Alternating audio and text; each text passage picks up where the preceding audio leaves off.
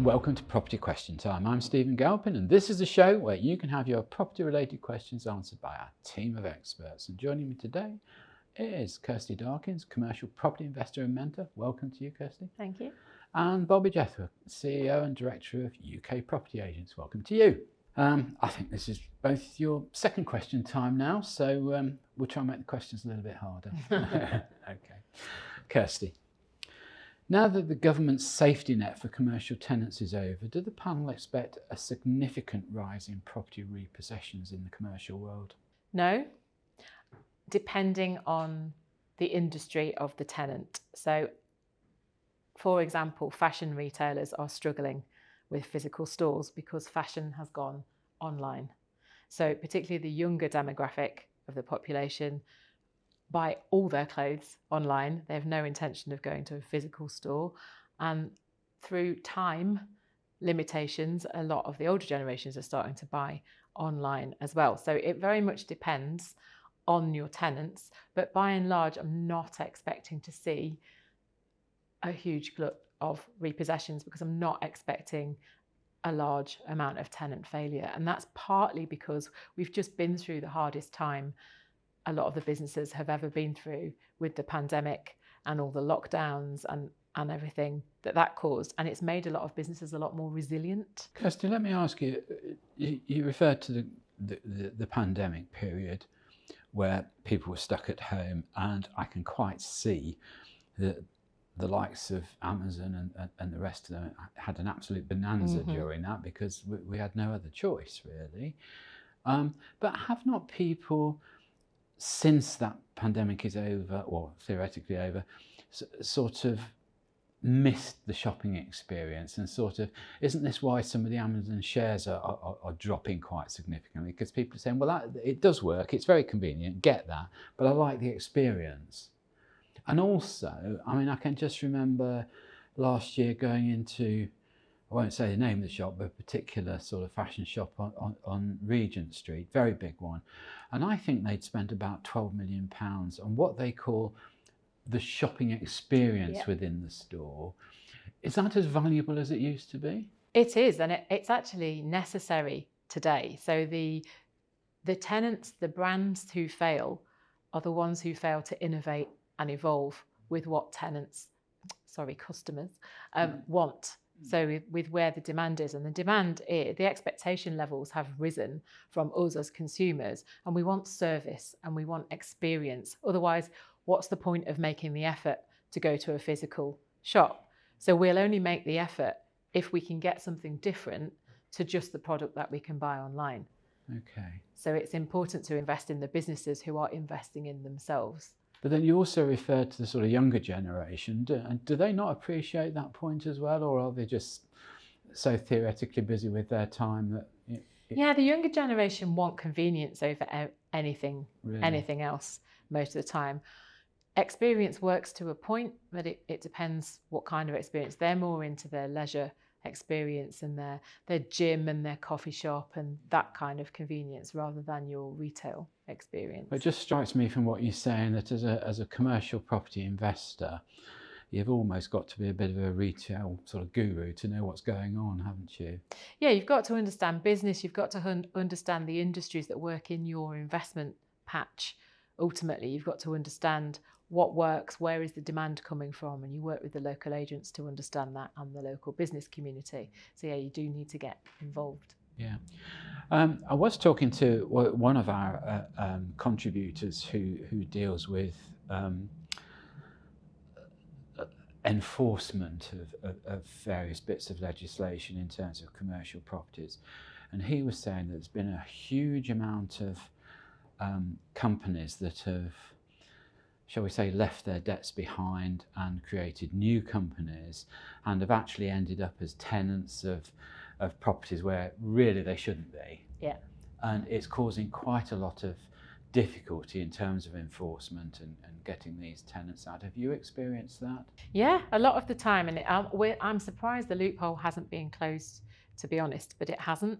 So big brands are able to use CVAs, for example. Well, big brands can do it nicely, can't they? Yeah, they can, you know, but there are more and more brands who, if they've got, you know, a portfolio of stores and some work and some don't, they will use what's available to them, which is, oh, let's go into administration. We'll let go of all the ones that don't work, and those landlords will lose their tenant and end up with a vacant shop, and there's not very much they can do about it. We'll keep all of the profitable stores, set up a new company, agree new leases with those landlords who are likely to agree, and and that is in the tenant's favour. And it's quite the ones they've difficult shut down otherwise. can't come back at them, of course, can they? No, because they've closed the company effectively and set up a new one. Is this something you've come across, Bobbie? Fortunately not. No, I've not come across, but I've heard quite a lot of horror stories where companies are closing off and setting up again. I know effectively you're based sort of North London way, aren't you? Yeah, and Northwest, yeah. And I just wondered, there is a sort of plethora of sort of fairly small retail units there, a lot of churn in terms of tenancies. I wonder if whether that had caused a big problem or not. Well, we have smaller shopping parades and north. You know, they're not like the bigger guys. Obviously, it's a different story. But yeah, I mean, it does happen. And Kirsty, you're very right. Yeah. I'm surprised too there hasn't been sort of a bit stricter legislation about that, or more difficulty registering your company or your new venture with Companies House. But it is relatively easy, isn't it? It is, and I think, but not to put people off investing in commercial. I'd say the way to mitigate it is to invest in properties with more than one unit, more than one tenant. So you don't really want to invest in single let commercial. And then there's always something called personal guarantees, isn't there? Well, there are, but you hope not to have to go down that road. Yeah. But. Okay, good. Okay, Bobbie, your question. Do the panel think that the cost of living issues that we're all experiencing will have a detrimental effect on apartment service charges? If so, will this add to the number of repossessions by freeholders taking action, or will mortgage providers assist their borrowers? Very good question. Yeah, I think the way things are planning out at the moment, I think, there could be big issues with regards to... I mean, we've even got some, personally, I think we've got some negligence from the government. I mean, where you have a huge tower block, and you have communal heating and cooling, that's not regulated at all under the help with energy schemes. No, and the service charges, some of the the freeholders are charging the tenants with the service they're actually getting is another story altogether. So yeah. I think we could do a whole program on that. Whammy. yeah. For the tenants, really. So I mean, for the leaseholders. So I mean. Yeah, I mean it's tough. It's tough for and I can't see why the lenders would really step in on behalf of the leaseholder. I could see lenders. I mean, the first port of call for a freeholder experiencing service charge arrears is to say, I'm going to write to your mortgage provider and let them know that you're in breach, and that I could theoretically go for repossession of the property. I don't know whether that will become a sort of wider exercise. I don't know. I mean, maybe some of the lenders, depending on what product they've got and what sort of lending facility they have in place. But I think a lot of the lenders would, if they get a letter like that, then they would maybe help the freeholder, and then recoup the money again at a later stage. So there's no money for free, really. No. I mean, it's got to get paid. It's going to pile up somewhere. It's got to pile up somewhere. It's not going to just vanish. So there needs to be that balance there. So I do get the feeling that whilst there are many good freeholders, there are also some less good ones. Let's just put it that way. And I do think in some cases freeholders got hit a little bit with the fire regulations after Grenfell and that sort of thing, and are desperately looking at ways of trying to recoup it and being a bit tougher on service charges and recharging every last cent they can. I don't know whether you think commercial freeholders are the same and landlords? The difference is with commercial that when tenants take a lease, they expect to pay a service charge in a multi-let building, and there's usually a budget already in place, and it works. It's a cost that they expect to pay. I don't think really commercial landlords are suffering as much with as great an increase in the services costs, are very clearly defined. They are aren't very Yeah. clearly defined, and I think what's going to happen in residential is that a lot more leaseholders are going to form management companies and take control of their own service charges. And I think that seems to be happening more and more, so that freeholders can't just grant contracts to their favourite contractors and their friends, and the leaseholders get to control some of those costs, and that seems to be happening a bit. Yeah, I think that's quite a big thing at the moment. I think one of the problems is like the building I live in. I mean, there's probably 600 units. Probably 60% of those people live abroad, and actually getting any collective action with anybody is just impossible. Which in some ways allows the freeholder quite a lot of freedom to do pretty well what they want. To do what they want. Yeah, exactly. I think so. Okay, well, that's all we've got time for in this half of the show. So join me again after the break, and we'll ask Bobbie and Kirsty some more of your questions. Welcome back to part 2 of Property Question Time. I'm Stephen Galpin, and I'm joined by Kirsty Darkins and Bobbie Jethwa. So, welcome back. And Kirsty, what do the panel think about the conversion of commercial properties on the high street to residential homes? Won't this idea just backfire when the economy picks up and retail fully recovers? Good question. I don't think it will backfire on the whole, because roughly we have between 20 and 25% too much retail. That's what we believe as surveyors in the industry, as commercial investors. It will never be needed as retail again, because our consumer habits have changed for good. So, 30% has gone online. Therefore, it makes sense 20 to 25% of retail property isn't going to be needed in its current format. The answer, however, isn't always to convert that straight to residential, particularly on the ground floor. So I think what does work is conversion of upper parts above ground floor commercial in town centres and high street locations to residential, because then the residents are using the services that are being provided by the ground floor commercial. That can work well. What doesn't really work is converting wholesale ground floor commercial into residential.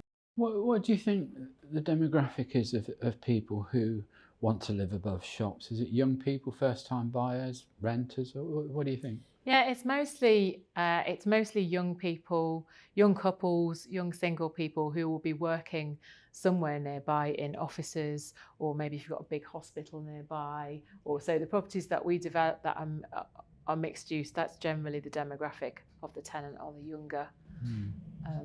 younger demographic. So you'd be quite keen to see this happen then, wouldn't you?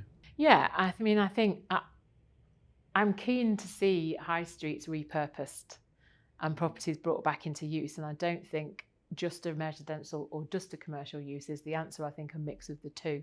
Do you not think the spaces have, in practice, been taken up by millions of coffee shops and I won't say the names, but I know one of the big ones had this sort of policy that they didn't want you in any major city to have to walk, I think it was 3 minutes before you came to another one. It was this sort of saturation policy, wasn't it? Is that still working? So it is working, and I personally think we're drowning in coffee and pizza.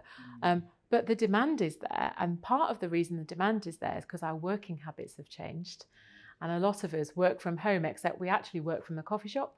Or everybody's like me, and if it doesn't take 3 minutes and go ding at the end, it doesn't get cooked, I suppose. Precisely. So we're looking for convenience. We're looking for places to go outside of home because we get bored of our own four walls, and that's really what's driving the and constant, COVID would have pushed that on, wouldn't it? And it has, and it's caused localism, and it's caused demand in locations which coffee shops would never have worked in before COVID, that now thrive because you've got this hybrid working going on with people working at home 2-3 days a week. And actually what you're seeing is a lot of the coffee shops in city centres closing down because the office traffic isn't there anymore, but they're reopening in the localized suburban locations instead, and that's certainly happened around me. So it's quite an interesting trend. It's just a change, isn't it? What do you think, Bob? Yeah, I think we got quite a few Costa coffees now, and loads of coffee shops everywhere now. So, yeah, pizza places, and it's just spiraled, and it's good. It's good. I'm quite interested in the finances of these coffee shops. I know a friend of mine was a director of one of the big ones, and I said, "Oh, good heavens, you don't make much per branch." And he said, "No." He said, "We might make £100 a week off one shop." I said, "Well, what on earth are you doing?" He said, "Well, if you've got 5,000 shops, it doesn't really matter, does it?" Well, precisely. And there's a brand that came over from Canada a few years ago who are following another brand, essentially. So they've looked at the demographic for their business and gone, oh, here's the equivalent UK demographic. And we want to be everywhere where that business is. And so their acquisition program is following somewhat a brand who's already everywhere in every high street in the UK. And their acquisition strategy is to be everywhere that this other brand is. And that means that that's an agent's dream, isn't it? Well, it is. Absolutely. But yeah, so there doesn't seem to be any slowdown in, the kind of coffee, pizza, convenience revolution. Ice cream, even ice cream. I think it's all working, but like with anything, I would never advise that you ever invest all in one type of tenant. You want to mix the tenant types that are in your investments. Well, that's another advantage for commercial, isn't it? You can get a mix. Whereas with residential, you're either letting a single house, a buy-to-let apartment, or an HMO. Exactly. Very simple. Yeah. Well, I suppose better the devil you know, isn't it? But I'm quite envious of the diversity that commercial can give you. I think that's quite a good thing. Okay, Bobbie, your last question. Rental rates seem to be spiralling, presumably because of interest rate hikes for landlords. Do the experts think this trend will continue? And if so, for how long? That's the $1 million question, isn't it, really? It is. Is it going to continue? That's what you're here for. So that's what I'm here for. And I can't see it continue. I mean, at this moment in time, it's quite high. It's actually very high. The private sector has gone, completely balmy, and people are paying a lot more than what they were paying 4 years ago. And the rent hikes have gone from, before they were 10 years, gaps between the rent heights. Now it's almost 3 years, and it's going up and up and up. And I think it's got to get to a point where it has to stop. You can't carry on. It's not sustainable for the market. I was looking in the press the other day, and they're saying that the average residential rent across London, and that includes sort of social housing renting, I think 2,500 or close to it. Average, yeah. And I mean, what's that? I mean, that's a £27,000 a year post-tax amount of money, isn't it? Yeah. Well, and the average salary is about £28,000 a year gross. So you've got £1,000 a year left. What else would you do for everything else? You're going to struggle, aren't you? You absolutely. So you're going to have to get roommates, or you get other people to come in and live with you. Do you think that in itself will create new types of tenancies? Possibly. It could create different types of tenants, but you also want to know who's actually in that property, where the tenants are, if they're subletting to another tenant without consent of the owners, in order to make up the rental payments. Maybe they could afford it at one point, then it's spiraling up, the landlord might want more. There's too many variables at the moment. I can see the logic with an HMO, because you're renting out individual rooms, exactly, and that's fine. But where you have sort of joint tenancies of perhaps a house or something like that, where there's 3 or 4 of them, and I just worry about where the rent was coming. I know it's all right saying, well, it's all joint and several, but it doesn't quite work like that, does it? No, not always. I mean, I think a lot more people will end up living at home for longer, staying with parents. But also, the fact is that in the UK, I read this the other day, and I can't remember the exact percentage, but I think it's about 28% of properties are actually unencumbered, so they have no lending no borrowing against them. So I think we'll find families releasing equity to help younger generations buy. Yes. And we've been going to generation rent for a really long time, but I actually think that might, if rents don't slow down, I think that might start to backtrack. Yeah, and we'll go start to towards use the some of the buying. Well, equity. I think it's an interesting subject, that change, because I mean, 20 years ago, we were saying, oh, well, I wonder if we should become more like Europe, where young people in particular wouldn't dream of buying. They'd say, what on earth do you want to buy for? We want to be flexible in terms of location, in terms of work process and opportunity. And we sort of started to head that way, but that was as an ideal rather than as a necessity. Now it's a necessity. You've got to think twice about buying. And I mean, we get so many people asking about, should we buy? You know, we're young, we're trying to buy, should we, or should we rent, or should we half own, and this sort of thing. And I mean, I'm just not sure whether it's good advice to say you must own now. I mean, yeah, absolutely. I mean, look, one option that I give people that not many people think of is, why don't you buy a mixed use property? So the younger demographic are happy to live above shops. Yeah. Buy a shop and a flat, live in the flat, take the rent from the shop. Yeah. How difficult to finance would that be?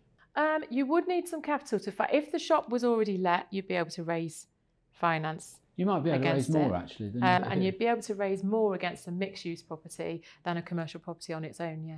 Yeah, so that's an interesting proposition. I think a lot of the tenants also, they're working professional tenants, they're getting maybe subsidised on their pay packet for their rent because they've been working from home over the COVID. So I think that's also kind of like helped bring up the rents because the corporate companies are sort of paying towards their rental from working from home rather than renting a desk or coming into town, where office per square foot is much more expensive than living slightly further out. So, well, I mean, here at Property TV, we're always very keen to sort of support anything that helps young people get on the property ladder. But I think a lot of the government schemes that we've had, I mean, the sort of Help to Buy scheme last time, there was a lot of comment, and even from developers themselves saying, well, actually, it's only helped us. It hasn't helped anybody else buy a property. It hasn't added to the number at all. And I think a lot of government schemes are like that, unfortunately. But there we are. Well, that's all we've got time for in the show today. So thank you very much to Kirsty Darkins. Thank you, Kirsty, for coming in. Pleasure. Bobbie Jethwa, thank you very much for coming in. thank you. I'm Stephen Galpin. Join me again next time on Property Question Time.